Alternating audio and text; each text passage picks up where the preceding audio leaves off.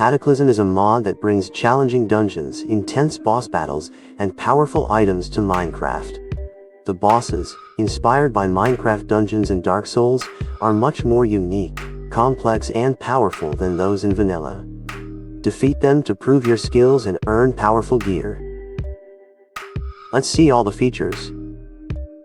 We'll begin with the Amethyst Crab, a good introduction for those new to the mod. It appears in lush caves and won't attack unless provoked. When discussing difficulty, I'll compare these bosses almost to the vanilla ones. Remember, even this introductory crab could be tougher than some vanilla boss. Be careful of its move where it burrows underground. It becomes invincible for a bit, and then launches amethyst spikes across a wide area, causing a lot of damage. When attacked, the crab strikes at close range, dealing damage and creating shockwaves with almost every attack. If you have a diamond set, it shouldn't be too difficult to handle. Once you defeat the crab, you'll get its shells and meat. The shells craft the Bloomstone Pauldrons, a new chestplate, while the meat is useful for future battles. You can eat it now, but I'd suggest saving it. Let's go over how to craft the chestplate. To craft it, use 8 amethyst crab shells with the regular Minecraft chestplate pattern.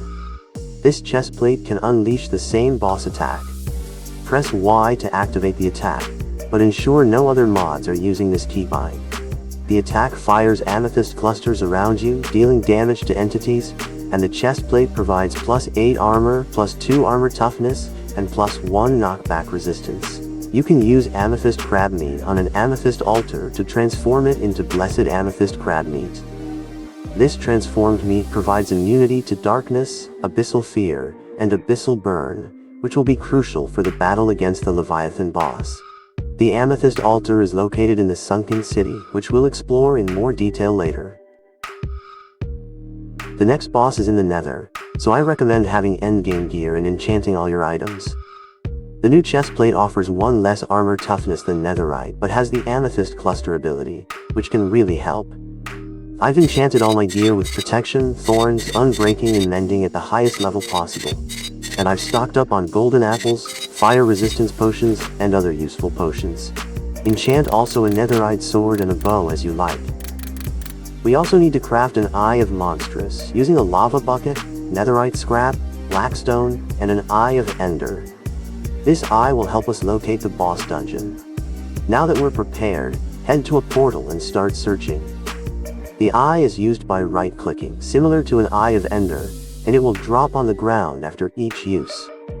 I recommend crafting a couple of them since you might lose one or accidentally drop it into lava. This is the location of the Netherite Monstrosity. As soon as you get close, it will wake up and start attacking right away. The boss has both close-range attacks and long-range lava shots. It might not seem too complicated, but the constant attacks won't let you relax. When the boss's health drops, it will enter a second phase, where it gains an enhanced double-handed blow that sets you on fire. Additionally, during the second phase, the boss can absorb lava to heal itself. After defeating the boss, it will drop the Infernal Forge, a monstrous horn, and occasionally a new music disc. The Infernal Forge boasts 13 attack damage and 0.8 attack speed, with an area damage effect triggered by right-clicking. The Monstrous Horn is used to upgrade your netherite helmet into a Monstrous Helm, which provides +3 armor, +3 armor toughness, and 1 knockback resistance. The helm has a special ability that activates when your health falls below half, knocking back nearby enemies and boosting your knockback resistance and regeneration. Before you leave, make sure to explore the area behind where the boss spawned. There's a secret button that opens a hidden room filled with valuable materials. After gathering these resources, go back home. We'll need to prepare by collecting additional weapons from other bosses. I've enchanted the Infernal Forge, and for the next dungeon, we'll need to craft sticky gloves. These will prevent the Koboleton from stealing our weapons. You can craft them with string, leather, slime ball, and rabbit hide. To find the dungeon, we also need an Eye of Desert, crafted with gold ingot, chiseled sand, emerald, dead bush, cactus, rotten flesh, bone, and an Eye of Ender.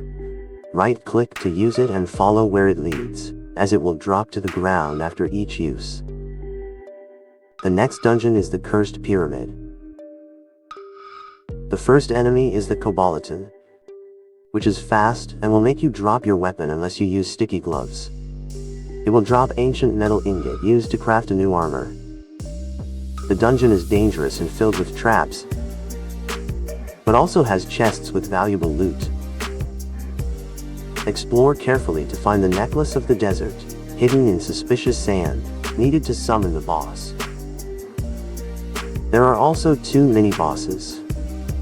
The Wadjet, which swings a spear to knock you back, or charges at you, impaling you. It can also summon falling sand block. It will drop ancient metal ingot. The other mini-boss is the Kobolediator. It's stronger than the Wadjet but slower, making its attacks easier to dodge. Occasionally, it will charge at you, destroying nearby blocks, or smash the ground to launch blocks into the air. Defeating the Kobolediator will drop ancient metal ingots, Koboleto bones, and its skull, which is used to craft the bone reptile helmet. In the middle of the pyramid, you'll find the boss fight room. Before engaging the boss, you can clear out the smaller mobs in the area, place some torches around, or use a night vision potion as the room is quite dark. As you approach the main boss, expect to be attacked by a Kobolediator and a Wadjet.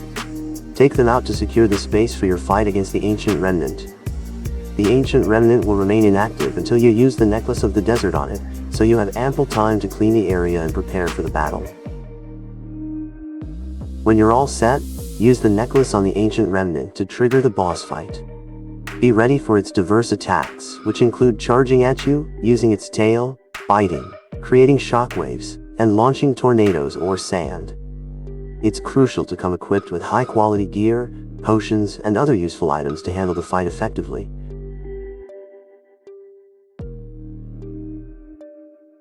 Defeating the boss rewards you with some excellent items, including Sandstorm in a bottle and the Remnant's skull.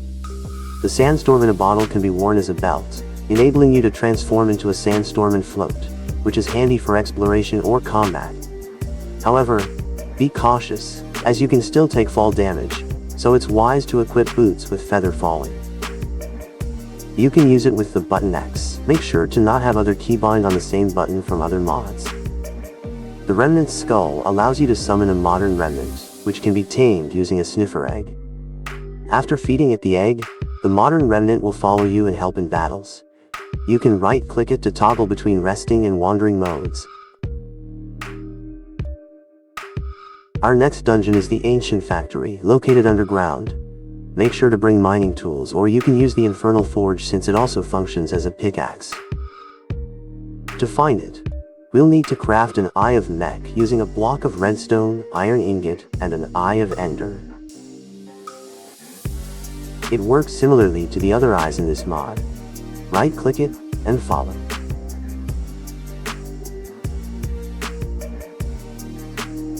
In this dungeon, you'll first encounter small mobs called Watchers, which are easy to kill. However, be prepared for the mini-boss, the Prowler. He'll fire missiles at you from a distance and is immune to arrows, making him more challenging. When you approach, he switches to a chainsaw attack. He's significantly tougher than the Watchers, so make sure you're well prepared before engaging him. In this dungeon, you will also find a room full of useful materials. As with the previous boss, you'll need a specific item to activate the Harbinger, which is the boss of this dungeon. In this case, you'll need a Nether Star. Before initiating the battle, I suggest clearing the room to give yourself space. When you're ready, right-click on the Harbinger with the Nether Star to start the fight. The Harbinger alternates between missile, rocket, and laser modes. It performs a charge attack that destroys surrounding blocks. The boss also has a death laser ability that charges for a few seconds before dealing heavy damage. Make sure to have food or golden apples ready. These attacks will set you on fire, so bring fire resistance potions. After defeating the Harbinger, you'll receive a Witherite block, and there's a chance it will also drop a music disc as a rare reward.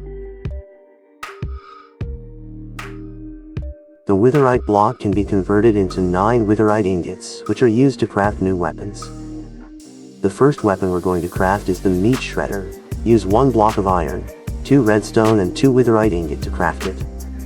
This weapon provides 8.5 attack damage and 1.4 attack speed, and will damage entities by right-click. The next weapon we're crafting is the Laser Gatling. You'll need iron ingots, redstone dust, a block of redstone and 2 Witherite ingots. This laser gun draws its power from redstone, so be sure to bring a stack to keep it fully charged during battles. Next, you can craft a fusion anvil, which helps upgrade your new weapons. To make it, you'll need an anvil, 2 blocks of redstone, and 6 Witherite ingots. The last weapon you can craft with Witherite ingots is the Wither Assault Shoulder Weapon. You'll need gunpowder, a block of redstone, and Witherite ingots. This weapon features 2 modes. You can right-click to fire Wither missiles while sneaking, or right-click to unleash Wither howitzers. We also need an Eye of Void, crafted with a purple pillar, shulker shell, endstone bricks, and an Eye of Ender. Like the other eyes, right-click to use it while in the end. The next dungeon we'll explore is the Ruined Citadel. Around the Citadel you can find the Ender Maptera, a small mob that has been added in this mod. It's relatively easy to defeat, so you shouldn't have much trouble with it. The Ruined Citadel is filled with chests and hazards, so stay alert. During your exploration, you'll face the Ender Golem, a mini-boss that attacks with melee, earthquakes, and void runes. With the gear you have, it shouldn't be too difficult. Defeating the Ender Golem will yield the Void Core, which will be essential for upgrading your weapons. During your exploration, you'll come across trapdoors that serve as the entrance to the Ender Guardian, the boss of this dungeon. Make sure your gear is fully prepared before you jump down. The boss fight will start as soon as you approach the altar. The Ender Guardian will initially attack by charging at you, knocking you into the air, and summoning void runes. Once its health drops to half, it will lose its helmet and smash the ground, taking the fight to the level below with increased attack frequency. Upon defeating it, you'll receive the Gauntlet of Guard, a powerful item that lets you pull nearby entities towards you with a right click. The Void Core dropped by the Ender Golem is a weapon, but can be also used to upgrade your Infernal Forge into the Void Forge and your Wither Assault into its Void version. These upgraded weapons are more powerful and cause greater area damage. Since we're strong enough now, we can upgrade to the Bone Reptile Helmet. Crafted with the Kobolediator skull, bones, and an ancient metal ingot, it provides better defense than the monster's Helm, although it doesn't have the knockback ability. Before facing the next boss, I decided to craft the Bone Reptile Chestplate. It provides better armor and toughness compared to what we're currently using, though it doesn't have the Amethyst Cluster ability. Feel free to choose which one is better for your gameplay. Our next adventure takes us to the Sunken City. To locate this dungeon, you'll need to craft an Eye of Abyss, which requires obsidian and crying obsidian. Before diving in, make sure you're prepared with a respiration potion or have enchanted your helmet with respiration to help you breathe underwater. In the Sunken City there don't seem to be any traps, but it's packed with new enemies. There are 5 different types of deepling. The normal deepling is the light blue one. If you get too close, it will attack you directly, but if you're at a distance, it will throw a spear. When defeated, it drops its weapon, a coral spear and a nautilus shell. The Deepling Brute is stronger and focuses on close-range attacks with a powerful weapon. The Deepling Priest can cause blindness and will attack with a sword if you get close. When defeated, it drops its weapon. The Deepling Warlock targets you with a spell visible on the ground, which follows you for a few seconds before releasing a damaging beam. When defeated, it drops its weapon. And the Deepling Angler, which comes with a lionfish on a lead. If you only kill the angler, the lionfish will try to bite you, so make sure to take down both. After defeating, they will drop a lead and a lionfish. The Coralsis is another mob you'll encounter in this area. It comes in various color variants and has a powerful attack where it jumps towards you and smashes the ground, causing knockback. Sometimes a deepling will be riding it, making it even more challenging. After defeating, it will drop a coral chunk, used to craft the Abyssal Sacrifice. In the Sunken City, you can find an Amethyst altar. Use it to bless the Amethyst Crab meat we got from the first boss. Right-click on the altar, and after a few seconds, you'll have Blessed Amethyst Crab meat, granting immunity to darkness, Abyssal Fear, and Abyssal Burn. This will be crucial for the next boss. In order to summon the Leviathan, you will need to craft an Abyssal Sacrifice. This recipe requires a coral chunk, a nautilus shell, and a thami, which is dropped by the Deepling Warlock, and 1 block of diamond, emerald, iron, amethyst, and gold, as well as a heart of the sea. When ready, head over to the center of the structure and jump in. The Leviathan is a boss with 2 stages, getting more challenging when its health drops to half. It inflicts debuffs like Abyssal Burn and Abyssal Fear, dealing damage over time, and prevent you from healing. Eating Blessed Amethyst Crab meat can make the fight easier. Be wary of its tail swipe attack that slows down your swimming, leaving you vulnerable to more attacks. The Leviathan uses about 9 different attacks. The most dangerous is when it smashes its tentacles against the walls, creating a portal that pulls you in and causes heavy damage.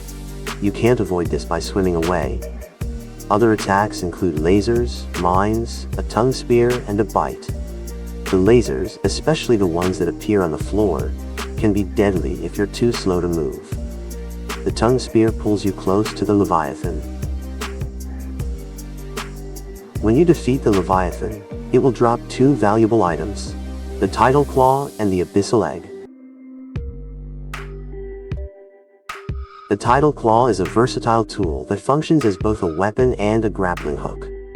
Right-click to shoot the grappling hook and hold it to stay in place, or left-click to shoot a tentacle that damages entities. This increases your mobility and allows you to deal damage from a distance.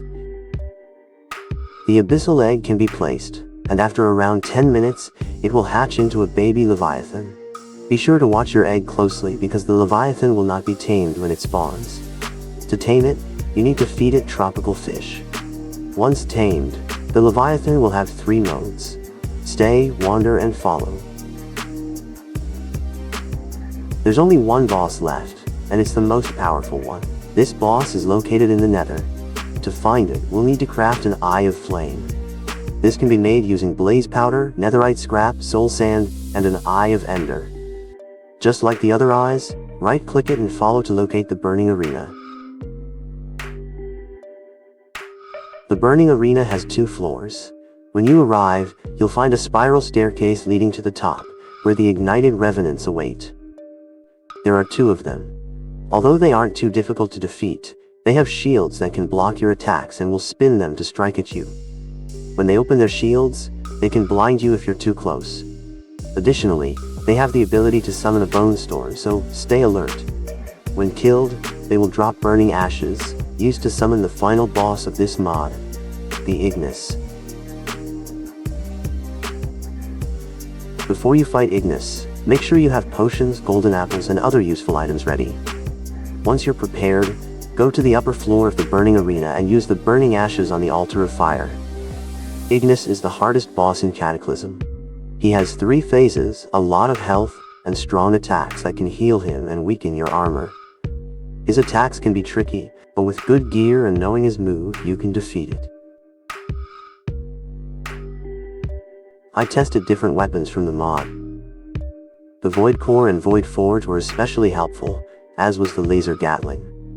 Find the combination that works best for you and let me know in the comments how you defeated him and with which equipment. Be careful of his attacks. If he hits you, he not only damages you but also heals himself and lowers your armor. It's best to keep your distance, but you won't be able to dodge every attack. As the fight goes on, Ignis will start breaking the floor, revealing lava pools that you might fall into. The Sandstorm in a bottle can help you avoid these traps. In the third phase, Ignis attacks more often and loses his shield, making him easier to hit with ranged attacks. When you defeat Ignis, he will drop 3 Ignitium Ingots, which are very valuable. These ingots allow you to upgrade your netherite equipment to Ignitium versions, making your gear much stronger. You can also craft a new shield and a powerful sword with these ingots. However, crafting all the new equipment isn't simple. You'll need to defeat Ignis several times to collect enough Ignitium Ingots for everything. Let's see how to craft all the new gear. I suggest taking some time to check out all the new items you can craft before deciding how to use your first 3 Ignitium Ingots. The Bulwark of the Flame. You can craft it using 2 Ignitium Ingots, 4 nether bricks, 2 blaze rods, and a shield. This shield has a powerful ability. When you release it while sneaking, it charges you forward, making your movement much faster. If you hit an enemy, they will take damage, and if you hit them into a wall, they'll take extra damage and be temporarily stunned. The Incinerator is a powerful weapon crafted with 2 Ignitium Ingots, 4 blaze rods, and a netherite sword. It has 14 attack damage, a 1.2 attack speed, and plus 2 entity reach. To use its special ability, hold right-click for 3 seconds to charge it, then release to unleash a flame strike in the direction you're facing. However, be careful. The sword might be lost when the flame strike explodes, so use it wisely. For the upcoming upgrades, you'll need a smithing table and an updated smithing template. You can craft this updated template by combining a smithing template, nether bricks, and blaze powder. Once you have it, you can use it to upgrade your armor pieces. For upgrading your armor to Ignitium versions, you'll need 4 smithing templates, 1 for each piece of armor, and 4 Ignitium Ingots. Use these on a smithing table to create the Ignitium versions of your armor pieces. Additionally, you can apply an elytra to the chestplate with the Mechanical Fusion Anvil. This will not only enhance its functionality, but also give it a unique and distinctive skin. I hope you enjoyed the video. If you did, please give it a thumbs up and subscribe to the channel for more content like this. I'd really appreciate it if you left a comment to let me know what you think, or if you have any questions. Thanks for watching, and see you next time.